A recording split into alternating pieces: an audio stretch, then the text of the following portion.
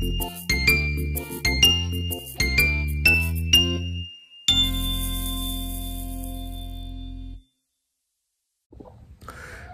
warahmatullahi wabarakatuh. Salam sejahtera untuk kawan baik Nur Iswan Channel. Salam menjernihkan pikiran dan menebar kebaikan.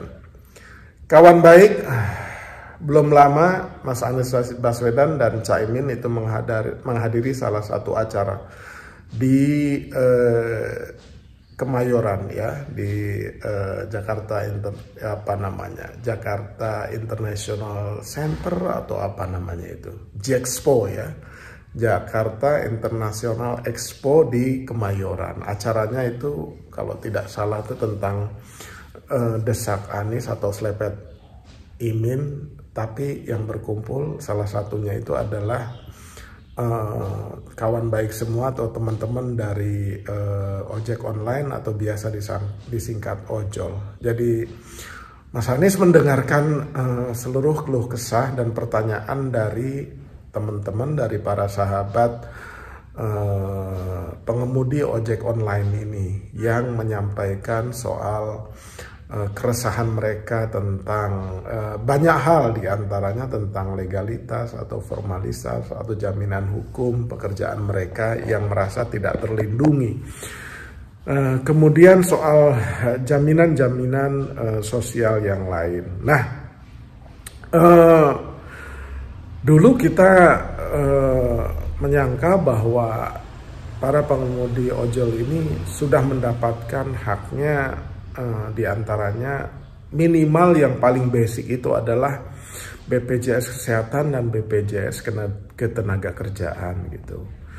Nah, rasa-rasanya ini penting sekali ya, teman-teman pengemudi ojol ini diberikan semacam program di mana mereka bisa mengakses dua jaminan sosial ini yang paling penting untuk kehidupan mereka kelak, terutama BPJS Kesehatan dan BPJS Ketenagakerjaan. Jadi kalau misalkan mereka sakit, kan kadang-kadang ada saja ujian kehidupan itu dalam bentuk sakit ya kan. Nah itu bisa terjamin oleh program BPJS Kesehatan yang keanggotaannya atau iurannya itu didesain khusus untuk para pengemudi ojol ini. Nah di samping itu ya, sebagai pekerja ya, sama seperti kita semua yang bekerja, teman-teman atau sahabat para pengemudi ojol ini juga harus bisa mengakses program yang disediakan oleh BPJS ya, Ketenagakerjaan. Ya,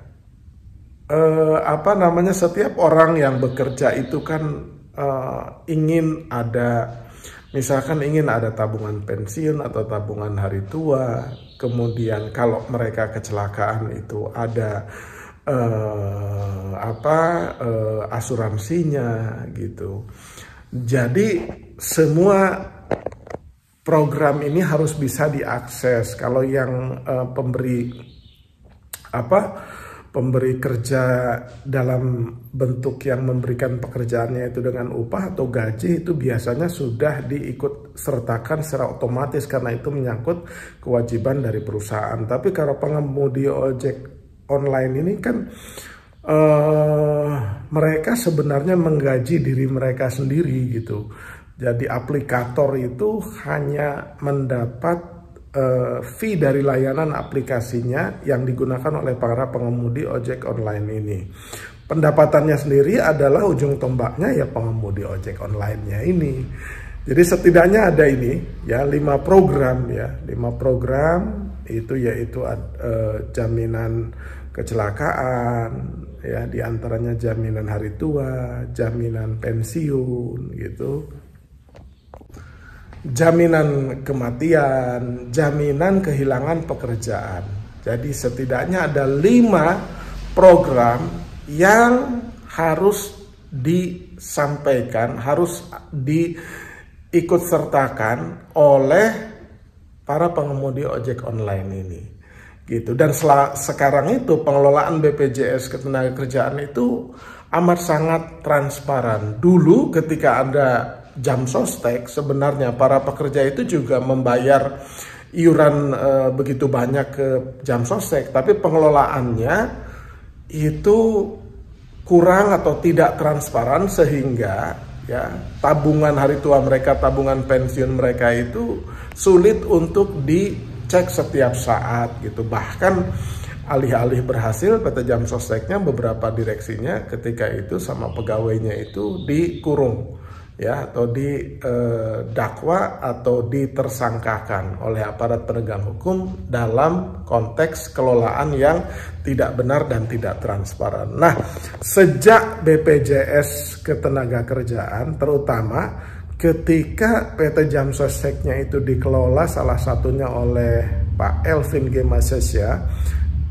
beliaulah yang menjadi direktur investasi. Karena waktu itu Jam Sostek bermasalah, maka Kementerian BUMN dan pemerintah itu menurunkan tim khusus lah, ya, tim khusus atau sosok khusus yang istimewa besar di Bengkir itu menjadi direktur investasinya untuk menjaga pengelolaan investasi yang baik di Jam Sostek. Nah, sejak dipegang ini Pak Elvin ini, nah ini mengalami transformasi luar biasa sampai kemudian beliau menjadi dirut BPJS Ketenagakerjaan, juga itu menjadi semakin baik pengelolaannya. Jadi sekarang kita pekerja yang menjadi peserta BPJS Ketenagakerjaan itu bisa mengecek setiap saat jumlah uang kita, terutama JHT itu. Ya, disertai kalau kita nyumbang 500 itu bukan 500.000, tapi plus imbal hasil dari uang yang dikelola, diinvestasikan oleh BPJS Ketenagakerjaan ini.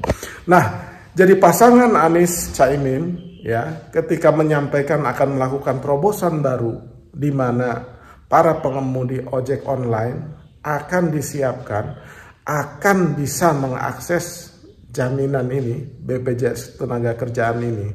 Nah, itu menjadi langkah yang melegakan sekaligus menggembirakan para pengemudi ojek online ini. Selama ini dari semua paslon, rasa-rasanya belum ada orang yang setegas ini menjanjikan jaminan ketenagakerjaan ini. Padahal pengemudi ojek online sama juga seperti kita semua, ya, pekerja profesional. Merekalah yang mengantar, ya, mengantar paket, mengantar anak-anak kita, mengantar para pekerja dari rumah ke kantornya, atau dari stasiun kereta, atau dari halte bis ke tempat kerja, bahkan mengantar makanan kita, ya. Jadi pelayanan mereka ini luar biasa prima, sehingga kita bisa lebih banyak menghemat waktu dengan hanya mengklik saja, ya, di aplikasi itu kita bisa memperoleh layanan yang mengesankan. Nah, saatnya pemerintah juga, seperti yang disampaikan Mas Anies dan dijanjikan Mas Anies, pengemudi ojek online ini harus mendapat perhatian yang besar. Oleh karena itu, ya, statement Pak Anies yang menjanjikan agar akan memberikan BPJS Ketenagakerjaan atau jaminan ketenagakerjaan untuk para pengemudi ojek online ini tentu saja pasti akan disambut gembira oleh teman-teman pengemudi ojol ini, ya. Gitu kira-kira, karena setiap pekerja itu kan kadang mungkin ada musibah kecelakaan kerja, kemudian ada yang wafat gitu, kemudian di masa tuanya tidak punya tabungan sama sekali gitu. Bagaimana mungkin mengurusi tabungan? Tapi kalau ia mengakses tenaga kerjaan ini kan ia harus mau tidak mau mengalokasikan jaminan atau tabungan hari tuanya dan tabungan pensiunnya gitu. Kira-kira begitu, sehingga pasti program Anies Mohaimin untuk penataan ketenagakerjaan atau jaminan ketenagakerjaan pengemudi ojol ini atau ojek online ini mudah-mudahan bisa terlaksana di masa mendatang ketika Mas Anies dan Caimin itu menjadi Presiden dan Wakil Presiden Republik Indonesia di 2024 mendatang. Demikian, terima kasih.